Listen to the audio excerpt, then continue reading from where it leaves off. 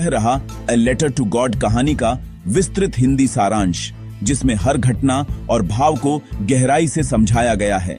एक पत्र भगवान के नाम, विस्तृत सारांश। कहानी a letter to God Mexico के प्रसिद्ध लेखक ग्रेगोरियो लोपेज वाई फुएंटेस द्वारा लिखी गई एक अत्यंत संवेदनशील और प्रेरणादायक कहानी है। यह कहानी एक ऐसे किसान की है जो जीवन की कठिन परिस्थितियों में भी भगवान पर अटूट विश्वास रखता है। लेंचो का जीवन और आस्था। कहानी का मुख्य पात्र लेंचो नाम का गरीब किसान है, जो अपने परिवार के साथ एक पहाड़ी ढलान पर एक छोटे से घर में रहता है।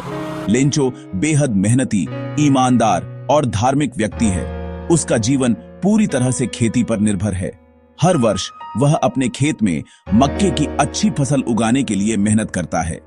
उसे अपने काम के साथ साथ भगवान पर भी पूरा भरोसा है कि उसकी मेहनत का फल उसे अवश्य मिलेगा।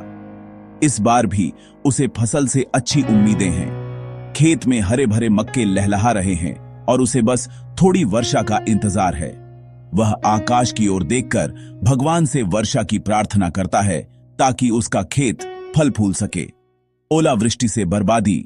लेंचो की मनोकामना पूरी होती है। आसमान से बारिश की बूंदें गिरने लगती हैं।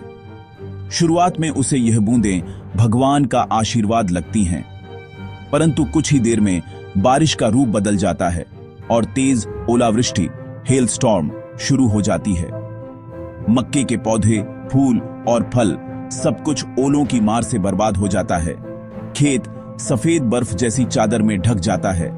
अब लेंचो के परिवार की साल भर की मेहनत एक पल में नष्ट हो चुकी होती है। उसकी पत्नी और बच्चे भी दुखी हो जाते हैं। लेंचो के चेहरे पर निराशा की झलक होती है, पर उसके विश्वास में जरा भी कमी नहीं आती। लेंचो की आस्था इतनी प्रबल होती है कि वह कहता है, भगवान हमें भूखा नहीं मरने देंगे।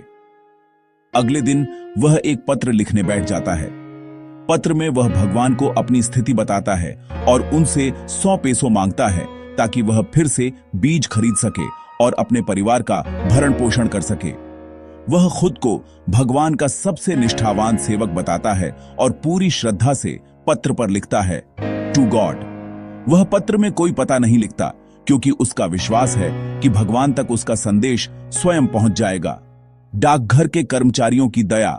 जब डाकघर के कर्मचारी पत्र देखते हैं तो पहले तो वे हंस पड़ते हैं कि कोई व्यक्ति सचमुच भगवान को पत्र लिख रहा है, लेकिन जब डाकघर के मुख्य अधिकारी पोस्टमास्टर को लेंचो की नेक नीयत और दृढ़ आस्था का पता चलता है तो वह बहुत प्रभावित होता है। वह चाहता है कि उस व्यक्ति का भरोसा भगवान से न टूटे, इसलिए वह अपने साथियों से पैसे इकट्ठा करता है और खुद भी कुछ पैसे देता है। कुल मिलाकर वे 70 पेसो इकट्ठा कर पाते हैं, जो पूरी राशि तो नहीं, पर जितना संभव हो उतना। वह पैसे लेंचो के नाम से भगवान की ओर से भेज देता है। जब लेंचो को वह पत्र और पैसे मिलते हैं तो उसे तनिक भी संदेह नहीं होता कि यह भगवान की ही कृपा है, लेकिन जैसे ही वह पैसे गिनता है उसे पता चलता है कि उसमें 100 पेसो के बजाय केवल 70 पेसो हैं। यह देखकर वह बहुत गुस्सा हो जाता है, लेकिन उसके मन में यह विचार कभी नहीं आता कि भगवान गलती कर सकते हैं, बल्कि वह सोचता है कि भगवान ने तो पूरे 100 पेसो भेजे होंगे, पर डाकघर के कर्मचारियों ने उनमें से कुछ चुरा लिए। उसने तुरंत दूसरा पत्र लिखा, जिसमें भगवान से आग्रह किया कि अगली बार जब पैसे भेजें तो सीधे भेजें, क्योंकि डाकघर वाले बेईमान हैं। संदेश और शिक्षा। यह कहानी आस्था, इंसानियत और मासूम विश्वास का सुंदर मिश्रण है। लेखक ने दिखाया है कि जब इंसान का भरोसा ईश्वर पर अटूट होता है तब वह असंभव को भी संभव मान लेता है। साथ ही यह कथा मानवीय संवेदना और अच्छाई का प्रतीक भी है, जहां डाकघर के कर्मचारी निस्वार्थ भाव से एक गरीब किसान की मदद करते हैं। कहानी का अंत व्यंग्यपूर्ण होते हुए भी भावनात्मक है, क्योंकि जहां एक ओर मनुष्य की श्रद्धा परमपूर्ण दिखाई देती है, वहीं उसकी अंधविश्वासी दृष्टि वास्तविकता को समझने में असमर्थ है। Thanks for watching. Don't forget to comment and give feedback to improve myself.